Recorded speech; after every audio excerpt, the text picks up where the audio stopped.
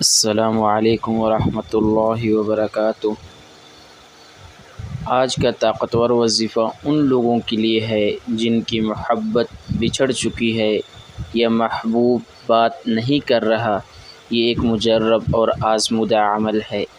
اس عمل کے خاص اجازت کے لیے ویڈیو کو پورا دیکھیں اور لائک اور کمنٹ سیکشن میں پیارا سا کمنٹ اور ویڈیو کو سبسکرائب کر لیں۔ جزاک اللہ۔ وظیفے کا طریقہ کار: روزانہ عشاء کی نماز کے بعد تنہائی میں بیٹھ جائیں، اول و آخر 11 مرتبہ درود ابراہیمی پڑھ لیں، پھر درمیان میں 313 مرتبہ یہ کلمہ پڑھیں، یا ودود یا لطیف۔ پڑھنے کے بعد اللہ سے عاجزی کے ساتھ اپنے مقصد کے لیے دعا کریں۔ یہ عمل 7 دن تک مسلسل کریں، انشاءاللہ تعالی محبوب خود رابطہ کرے گا۔